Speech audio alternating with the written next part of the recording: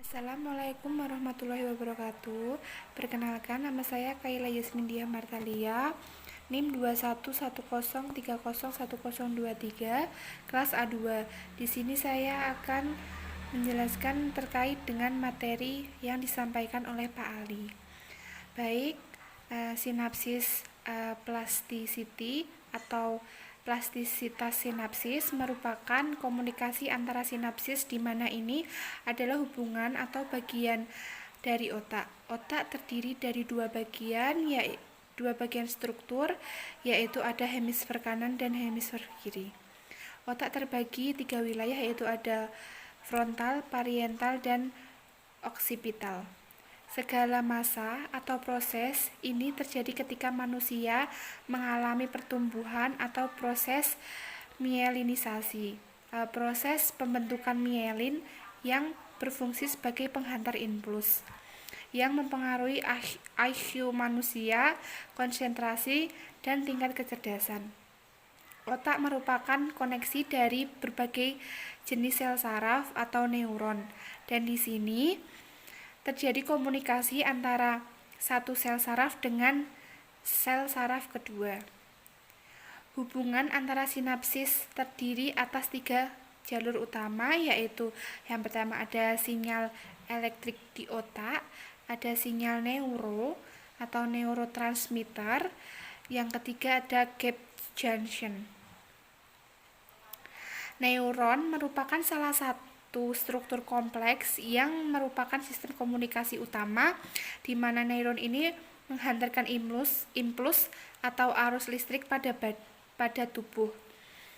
Di dalam neuron ada bagian-bagian utama, yaitu yang pertama ada dendrit, yang kedua ada badan sel, yang ketiga ada nukleus, yang keempat ada akson, yang kelima ada selubung mielin, yang keenam ada sel Schwann, yang ketujuh ada nodus of Ranvier, yang kedelapan ada sinapsis, yang kesembilan ada bulbus akson, yang kesepuluh ada asetilkolin. Yang selanjutnya ada 5 jenis ingatan manusia jangka panjang. Yang pertama itu ingatan implisit atau memori implisit, itu ingatan otomatis berada di bawah alam sadar. Ingatan masa lalu yang terjadi berulang dan tersimpan di bawah alam sadar. Yang kedua ingatan prosedural atau memori prosedural, bagian ingatan implisit, ingatan yang kemunculannya tidak sengaja terjadi. Ingatan ini bertanggung jawab untuk jangka panjang yang berhubungan dengan keterampilan motorik. Sudah tahu cara berjalan, lari, kegiatan, dan lain-lain. Ingatan yang dilakukan berulang-ulang kali sehingga memunculkan ingatan itu dengan sendirinya dan tanpa memerlukan effort lebih. Yang ketiga itu ingatan eksplisit. Itu memerlukan usaha lebih untuk menghadirkan kembali ingatan yang terdahulu, memerlukan pemicu, misalnya mengingat tanggal, nama orang lain, wajah, dan lain-lain, di mana kita memerlukan kode atau bentuk potongan-potongan memori, cerita, atau momen itu, di mana kita bisa memicu ingatan jenis ini. Yang keempat itu adalah ingatan semantik, ingatan yang tidak berhubungan dengan pengalaman pribadi, pemahaman secara umum tentang mengetahui langit, nama buah, mengetahui menggunakan cara pensil, mengendarai motor, cara menggunakan gunting, dan lain-lain. Yang kelima itu ingatan episodik, koleksi unik yang mengalami sesuatu kejadian tertentu atau kenangan yang berkesan atau sesuatu ingatan momentum saat kita ulang tahun, ingatan perpisahan, putus cinta, dan lain-lain.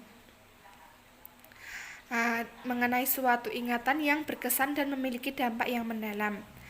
Beberapa teori menyebutkan bahwa hantaran listrik sinapsis atau terminal saraf yang menghubungkan antara sel saraf atau berkomunikasi antara sinapsis tadi itu fungsinya untuk menyimpan, membentuk, memanggil kembali ingatan memori, hingga memberikan respon rangsangan saat ingatan tersebut muncul. Yang pertama itu respon motorik atau gerakan, yang kedua itu respon ekspresif, namun tahapan memori belum jelas, makanya dibutuhkan pematik untuk melanjutkan yang namanya respon ekspresif. Selanjutnya, memori terbagi menjadi dua bagian. Yang pertama itu jangka panjang, ingatan jangka panjang yang diingat dengan mudah. Nah, tadi udah dijelaskan ada 5 jenis ingatan manusia yang jangka panjang. Yang kedua itu ada jangka pendek.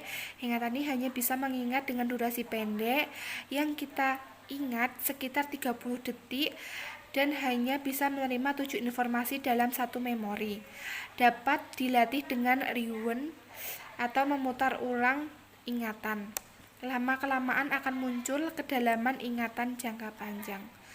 Memori sensorik atau mencatat dan menyimpan rangsangan informasi dari lingkungan melalui panca indera.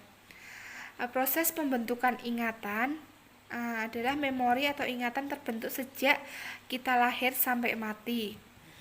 Hipokampus merupakan bagian otak yang terletak di lobus temporal otak yang akan mempertahankan ingatan dan mengingat memori. Setiap sel yang digunakan untuk menyimpan memori ada 3 tahapan pengingat. Yang pertama itu ada belajar, retensi, dan retrieval. Jenis air mata dan siapa organ yang memproduksi. Kelenjar lakrimal yang memproduksi air mata berada di bagian kelopak mata atas, diproduksi dengan menyebar di bagian mata, terutama saat kita berkedip, yang akan mengalir di bagian lubang kecil di sudut kelopak mata atas dan bawah dan akan dikeluarkan oleh lubang kecil di ujung mata. Air mata, struktur yang mirip seperti air liur yang sebagian besar terbuat dari air terkandung garam, minyak, lemak kurang lebih 1000 protein yang berbeda.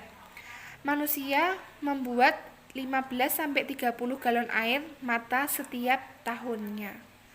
Produksi mata dipengaruhi oleh kondisi masing-masing individu atau manusia, proses penuaan dan kondisi kesehatan. Air mata terdiri dari 3 lapisan yang berbeda yang mengandung nutrisi yang akan melindungi dan melumasi permukaan mata. Yang pertama itu ada lapisan lendir atau membuat air mata melekat pada mata. Yang kedua itu lapisan air yang menghidrasi mata, menjauhkan dari infeksi bakteri dan melindungi kornea mata. Yang ketiga itu ada lapisan minyak, mencegah lapisan penguapannya lapisan lain dan menjaga permukaan air mata tetap halus. Yang selanjutnya jenis air mata itu yang pertama ada basal, selalu ada di mata, melindungi dari kotoran dan melembabkan mata. Yang kedua itu air mata refleks, saat mata mendapatkan rangsangan dari luar tubuh yang memicu timbulnya iritasi. Yang ketiga itu air mata emosional, itu mengandung hormon stres dan mengandung hormon penghilang rasa sakit. Itulah sebab beberapa orang merasakan sehabis menangis merasa lebih baik, sakit hati atau sedih atau galau. Contoh tentang proses terjadinya gerakan. Yang pertama itu gerak biasa. Gerak biasa adalah gerakan yang kita sadari.